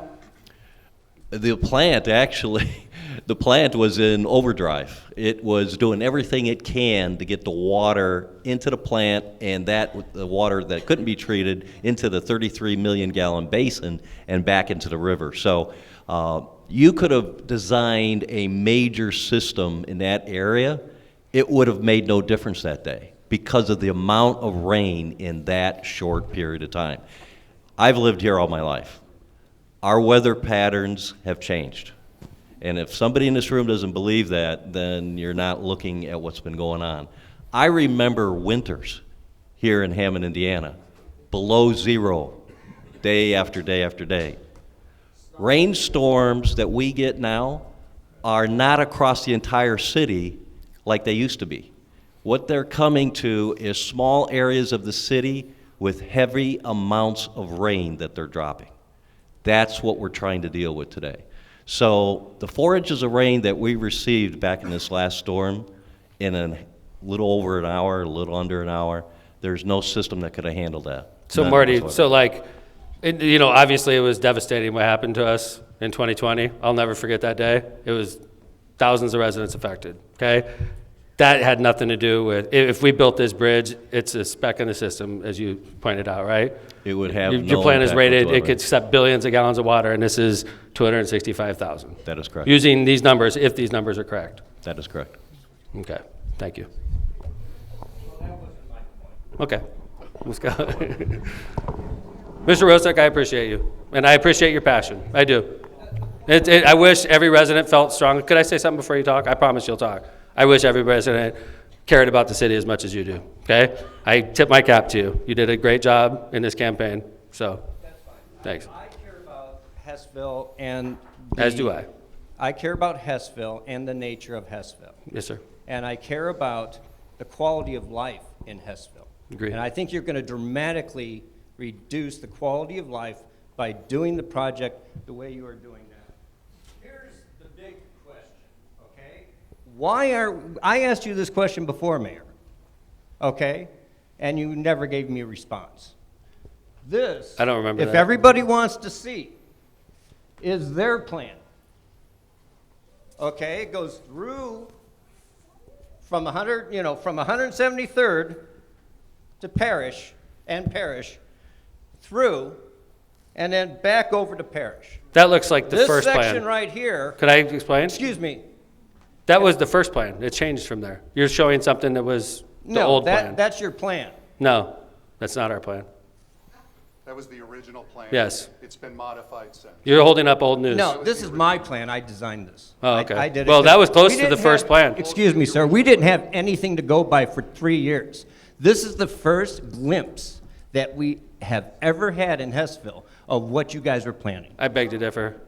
That picture was on every survey I sent out to thousands of Hessville residents. Yeah, that's what I'm saying. Yeah. This is in 3 years, this is the first time anybody here has gotten. Do you think it's any accurate, what you idea- received in the mail? Is it accurate? And I sent it to thousands of point your is- residents, and 75% of them came back and said, Mayor, Mayor, I'm this is sorry. a good I think idea. you're distracting I mean, right these are now. facts that are hard to get over, Okay, sir. let me go back to this, okay? I was trying to explain something, all right? This section of road is unnecessary. Going to Parish, you Okay, mean? it's unnecessary going back to. So let me explain to everybody that can't see what you're talking about. Let me explain No, why. no, okay. Can I explain why? Sure. Okay, if you take away that road. You're and talking goes- about the road that goes back to Parish? Yes. And take it straight up 171st, which you already have planned. Mm-hmm. Agree. You don't go through the dunes. Okay. You save the dunes. Okay. And you save millions of dollars. It's a legitimate point. Right? I appreciate it. That's a And this legitimate whole point. thing is solved. You can have your So you're bridge saying exactly where you're you saying, in your opinion, Ken, the part that repulses you the most is when the bridge gets up to 171st, so to speak, the left-hand turn it takes going towards Parish. Well, yeah, because you know what a lot of people think, and I asked you this before, and you said that was a conspiracy theory. What's that? That this area is destined to be a subdivision. No, sir. That's Yes. not true. Well, it came out in the I can tell you as Northwest- mayor, it I have no was in the intention on that. Northwest Indiana Times, and Dean Button said it. He was asked the question by the reporter, Mm-hmm. and he said, there's room for 50 homes there. There may be room Now, for why 50 would he homes. say that? Not only in that segment, sir. And, We then- can barely and put just recently, two homes. you just said, oh, maybe not in the next year or two. No, I said No, that. I never said that. I'm telling you as mayor, I said that. The mayor has to be involved if anything like that goes Okay, forward, regardless, Mr. Rosick. if you build this, you destroy the dunes anyway. I appreciate This that. road destroys the That's. dunes. I think that's the best point you made in all the Okay. time we've talked. And I'm That's trying to funny. be nice. I'm serious. So, That's a legitimate if you point. get Because I'll rid be of honest this with you. road, problem solved. Could we talk? We're talking in front of a lot of people. The initial. You added 4 minutes to the fire and That's a good point. and response time for the ambulance didn't. if you You're use your option. talking about because they have to go 4 east blocks. on. It's a 4 blocks. 4-minute I addition to the counted it. response There's time. 2 and there's 2. There's That's no question. 4 blocks to get around. That's a good point. You gotta Dane brings go up all the also. way over to This is a Grand. complicated issue. It's not as simple, but I appreciate your point, sir. So I do. you're going to say that 4 blocks, you're willing to go all the way through the dunes, cost millions of dollars if you're so concerned about the budget. right? The budget You don't is- want to do an underpass because that costs too much. No. Although even No, federal could you, dollars like- are giving, they are giving away a Keep lot of on, money keep right on now. yelling. It's Okay, state Ken. money. All right, Ken, hold on. It's Hold less on. than 7 million. Okay, hold on. First off, Dean's point. So you're saying you don't like the leg from the north-south? Okay, Yes, could we, of course are we I done? don't like it. It's Eileen, going hold on. through the dunes. All right. You've had your time. I appreciate you, sir. All right. All right. This lady's been waiting a long time. Hi. Hi, I have a few things to say. The first is I have a question. Sure. Why was there not a public forum like this before the survey went out so that people could hear what other people had to say and get all of the information? People had one map to go off of, and if you... Ma'am, like, we don't have to send out the survey. We wanted to hear how people I felt. know, but the There's question not like is- a requirement we do that. I know it's not a requirement. It's a good thing to do, though. I agree. So why didn't you That's do why it we better? did it. What's that? Why didn't you do it better? That's We- the thing, because you're So giving... your suggestion is, honestly, where we wanted to do, we wanted to have the results for tonight. So we were like, when we realized that we were going to do a survey, and it's coincidentally, we had Mayor's Night Out scheduled for December. We didn't schedule this. This is set a year in advance. And we're like, hey, if we get this survey out now, we can have the results and unveil it at Mayor's Night. Could you not have done another public forum, though, so that people would get more information before filling out the survey? We So could you have, could get yeah. more accurate results? We could have. I think we got accurate results. Okay, my second thing is, you said earlier when you were talking about how the dune land was like trashy and stuff, right? I said that, ma'am. You said I that, well, It right, was you not, guys were not both- considered high-quality dune. It's not considered high quality dunes, but you were also saying that if you want to experience nature or whatever, go to Gibson, right? This is a city, an area that is mostly minority. It's very impoverished, this area of Indiana. We can agree on that. And these areas often don't have greenland, and there is not very much. They don't have what? I'm sorry. Very much greenland, right? Okay. Hammond does not have very much greenland. There's not much nature in Hammond. I can say this as a 17-year-old who has lived in Hammond my entire life. There aren't many parks that are, have trees and stuff, and this is one of the very few wooded areas that we have in Hammond. Okay. Why would you not, in the past, choose to clean up the area and make it into something usable for the residents? It's clear that you didn't care about it because you said, don't even go there, just go to Gibson, right? Right. So you obviously never still cared feel that about it. way. You never cared about it in the first I wouldn't place. let my kids go there. I'd let them go to Gibson. So why though, don't you fix it? Why didn't you fix it before? Because we have plenty of things we can work on. So, Okay. My final thing is then, I understand that you're running this, you're running Mayor's Night Out, you're the mayor. yeah. I think that if you want your citizens to actually get through with what they're saying, you should let them speak. Okay. I've been doing this for 18 years, man. It's like as long as you've been alive, I think. I've been doing Mayor's Night Out. and Wow. We run it the Thanks. same way Thanks every so time. much for your great point. Thanks. I appreciate it. All right. Thanks, ma'am. Thanks. We got more than one question. I appreciate it. How you doing, sir? Let's go. Eileen, go. Yes, ma'am. Okay, sorry. You said it's 2-for-1 trees. Yes, ma'am. Looking at the trees planted in Dowling Park right now, you're going to need to do 4-for-1 because the survival rate is pathetic. Wow, I okay. don't know who's managing it. Whose We have a job guy it that's is. an expert on that. He's here, actually. He's really well, good. I would like to take a walk with him in Dowling Park and show him what's not happening. Okay. Okay, and one more point. If the railroad is getting out of maintaining 2 crossings, why are they not ponying up more than $500,000? We're lucky they're doing that. Well, We're why lucky can't we're we make doing them that. They don't step have up? to do a penny. Yeah, like Oh, yeah. they don't have Okay. to maintain 2 crossings. That'll That's work. worth more than Right. $500,000. Okay. I appreciate it, ma'am. I appreciate it. I've been Worth dealing with an effort, railroads don't for... you think? Huh? It's worth an effort to try, don't you think? Yeah, okay. I appreciate it. Sir? Yes, sir. I got a question, okay? Yeah. It looks pretty obvious this is going to go through, but if you guys build that bridge, okay, and I think everybody here is worried about the kids, are you going to make sure that there's walkways on both sides of that bridge? I know there is on the east side of the bridge, sir. Okay, but On also- purpose, because that's where the kids are going to be going, is Well, east to There should east. be walkways on both sides of the bridge. And then at each corner of the bridge, there should be stairs for them to go up and down so we can eliminate, hopefully, some of the kids from crossing over the trains. And Agree. like this lady here, I worked for the BN till I retired, and it scares the hell out of me. Agree. Whenever I see these kids going underneath the trains. Yes, sir. Because someone's going to get killed. If you're going to do this, do everything in the world possible. There should be walkways on both sides of that bridge. There should be stairs going up at all four corners, right at the base of it. So there's no excuse for them not to be able to get across that bridge safely as much as you could possibly make it. Thank you. Appreciate Okay. it. Thank you, sir.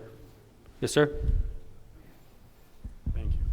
I have two questions. You should talk to her. First, you mentioned that there was some talk about an underpass, and it was just There was too no expensive. talk about an underpass, sir. I'd like to know if you've contacted the boring company, who can do tunnels a lot less expensive. There was no talk of an underpass, sir.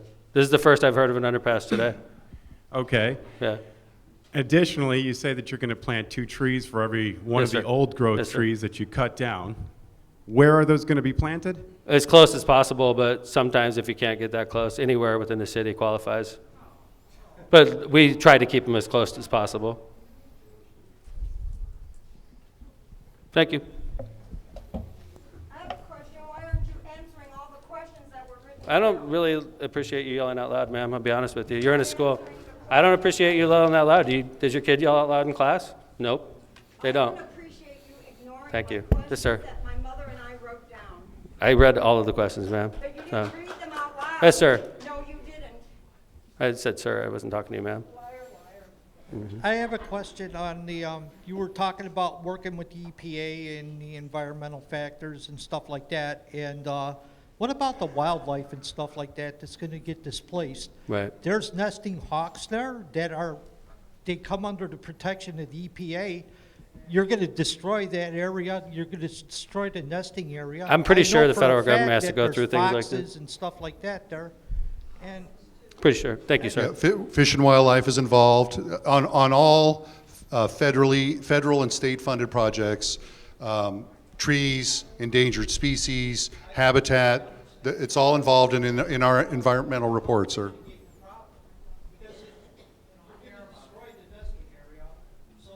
what is going to be done to help mitigate the problem?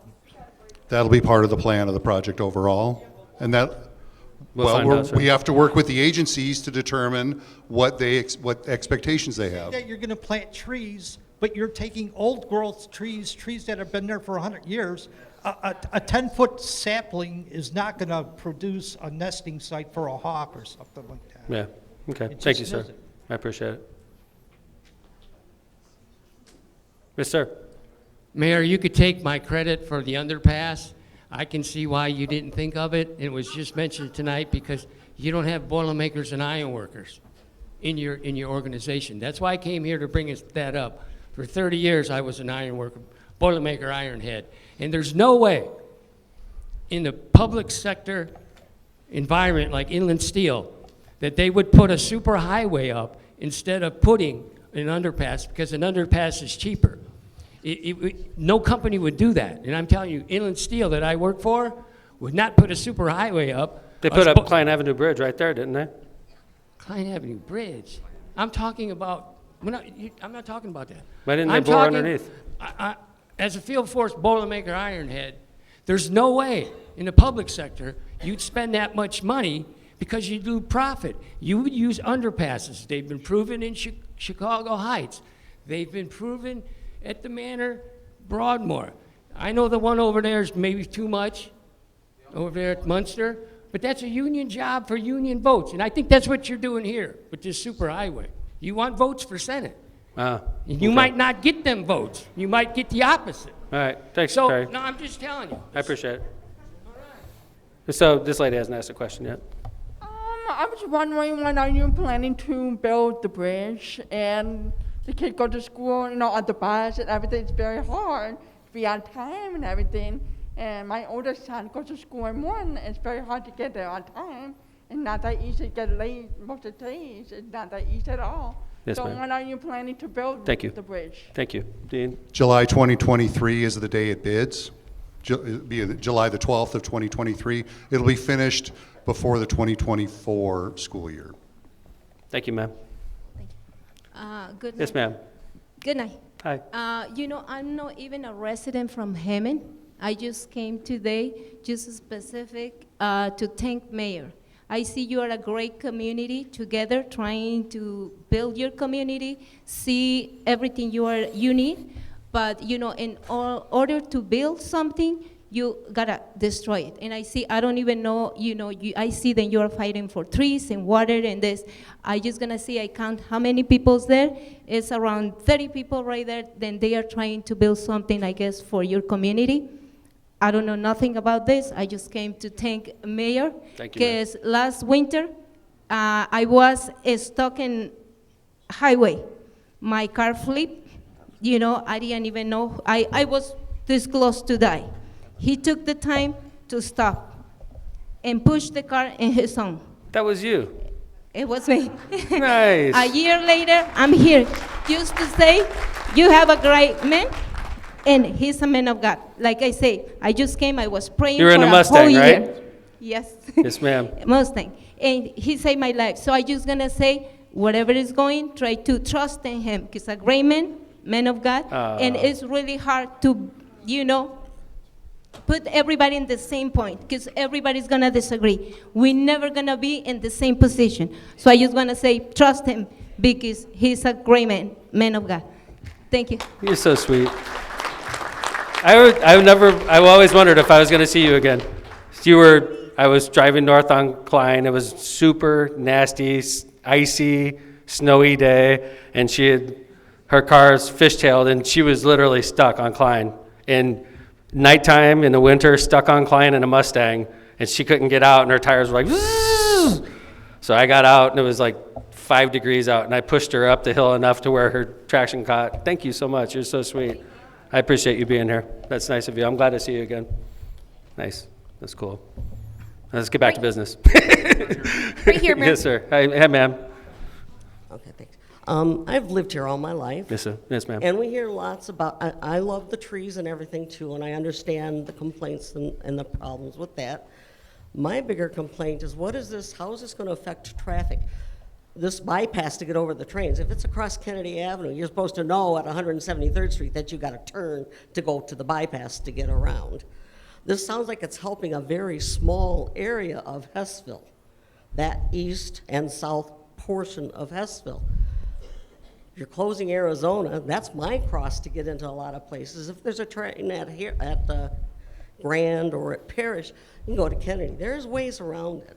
Mm-hmm. And they're not there every day 4 hours. I've lived here all my life, and I'm retired, and I'm on the roads a lot. So there are trains, I agree, but there's a lot of ways around the trains. My biggest problem is, why are we told tonight that this is a done deal? Well, why are we having this and it's a done deal? This is all a waste of time. We didn't have funding approved until recently, and once the funding became approved, then we started going public with the plans. We don't go public if it's not going to get approved.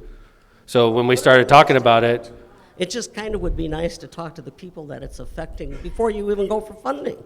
What can we do to help this? I mean, it's literally, I've lived here, I'm 73. Yes, ma'am. I've been driving since I was 19. I appreciate that. And there are ways around this. It's just, I agree with you, ma'am. There's ways around it. a lot more problems. You're actually going to be taking people away from downtown Hesseville. What little Hesseville downtown we have. Okay. The traffic, you're going to direct it around it. So thank you, ma'am. I think it's going to cause more problems. Hi. Oh my gosh. Your mom. So were you in the car that day? Were you in the car that day? Thank you, buddy. I appreciate you. What's your name? Joseph? Yeah. Nice to meet you, Joseph. Say Merry Christmas, everybody. Merry Christmas, everybody. Thanks, Joseph. Thank you, ma'am. That's sweet. It's about community at the end of the day, If we're in trouble, we need help. I'd like to think they'd be there for me if I needed a situation like that also. So thank you, ma'am. And I also own a Mustang, and I sympathize. So thank you, ma'am. Yeah, hi. Hi, Mayor. So I just have some questions as well. I'm about 30 years old. This is the first time I've ever been to a meeting, Mayor's Night Out, because I feel so compelled about this issue of saving these dunes. And I appreciate your fight against the railroads and fighting for ticketing and working with them. But I also ask that you fight that hard for funding. Yes, you fought so far for this funding, and you're saying it's going to go away, but if we lose it, you know, what you've been fighting for so long, can't you just fight again for this funding? Second of all, houses might be developed here. That's great. I want Hammond to do well. I'm proud to say that I'm from Hammond. I'll proudly wear that badge. But like as others mentioned, this is a quality of life issue. Once you build those homes, where are people going to go? Gibson Woods is tiny, tiny. I've been there so many times, I'm bored. Do I have to go to Chesterton, Dune Acres, to go experience nature besides Gibson Woods? Sorry, I just care about this, and I want Hammond to succeed, but Thank you. It's 2021, and we've learned better, and we know better. I look to our elected officials and my elders to make more responsible ecological decisions. Thank you, ma'am. This is our ecological heritage you're destroying, our history. What do the towns of Dune Acres or Ogden Dunes do? They have train tracks that impact their railroads as well. Have we looked into what they have done? They have at grade there, for the most part. They go across the railroad tracks, just like we do. But you're talking about response time. But the trains don't really park out there, though. They don't? Because Not- I've seen, they have freight lines. They're adding that Yes, ma'am. South Shore expansion now. So, But that's a fast train, though. okay, but they also have freight lines as well that pass through there, that stop on their tracks as well. So have you tried, I don't know, I know the consulting? residents of Dune Acres. I know the elected officials of Dune Acres, ma'am. Okay. They don't stop like they do in Hesseville there. And the reason that they're stopping in Hesseville is because a lot of times they're waiting to get into Chicago, which is jam-packed, and they have no choice. You tell people, don't go to this Briar Woods, it's dangerous, but that's still a part of Hammond. I Yes, would ma'am. never tell someone, don't go to this part of Hammond. I'm proud of all parts of Hammond. Right. Good, the bad. Yes, Gibson ma'am. Woods is so small. How many acres is Gibson Woods? How many acres? I want to guess 60. Okay, and then when these new homes get being I'm built- guessing, though. When these new homes are built, where are these people going to go There's for no recreation? new homes developed at this point, ma'am. Okay, further down the line. At this it's a- point, it's there's a none. There possibility. may never be. We agree, it's not gonna happen anytime soon. Right. But when it does, if it does, most likely it will. We'll probably get federal funding for that as well. No, we wouldn't get federal funding for houses. It would be on our own. Okay, for no homes being built that's new, what are the current residents gonna do? More of our green spaces being left behind. Like she mentioned, Hammond has less and less green space. I think per capita, first off, we do really well per capita with the number of parks we have in our city. Okay, I agree with that. I don't know, the pavilion to the to Great. wild spaces. Okay. It's- Manicured lawns is not the same as wild spaces. Okay, thank you, ma'am. I appreciate your input. The solution is complicated because there's 81,000 people that live in our city, and I'm supposed to listen and do the best for the majority. Here, we're all citizens here. Yes, so ma'am. For this survey to just only go to a few select people are going to speak for me. I go to Why? the group of people that are most affected with the survey. How am I, of course, maybe I'm my affected family and I didn't get a member's not survey. living across the track. I'm affected and I didn't get a survey, and if I would have gotten a Well, survey, that was your choice. You sent out those surveys. I didn't feel like it impacted me.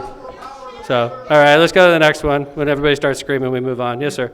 Hi, I'm sorry. I just heard you said that you have projects that you don't publicize until you get funding, and then you say it's a done deal. That doesn't sound very transparent to me. Well, no. When you're That's getting what- federal wait, funding. You said that you No, you sir. don't publicize projects No. until you get funding, right? No, sir. When You you're didn't trying say to get that? federal funding, you get shot down way more times than you get approved. So, like, we got Okay. approved for this because it's a good project and it But makes you didn't sense. tell anybody. It's not transparent. Well, You I'm didn't tell talking to you anybody now. Until you got the funding. Oh, I'm now s- we have the funding. It's a done deal. Okay, all right. It's Thank not you, cool. sir. I Not appreciate cool. it. Okay, thank you. So, Mayor? yes, sir. Right here. Jaime. Oh, hey, Jaime. I'd just like to speak to the fact of what the lady just said as far as quality of life and where people are going to go in those woods. I literally live across the street from those woods. I've lived across the street from those woods for about 7 years now.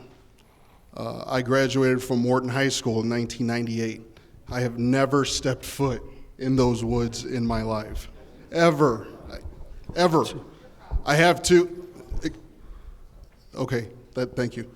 I have two small children, And when I do want to take them into nature, I go straight to Gibson Woods. There's a lot of acreage there. There's trails there. There's not man-made trails. There's trails there. There's birds there. And I totally understand about the environmental impact.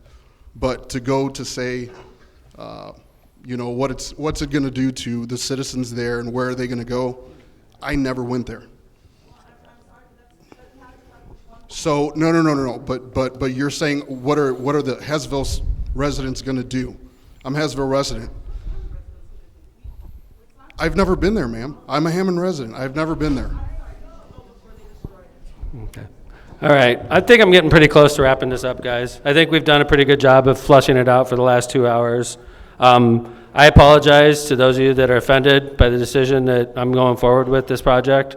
I think it's a good project. It's going to benefit the city of Hammond, which is why I support it. I apologize to those that feel strongly that we're making a mistake.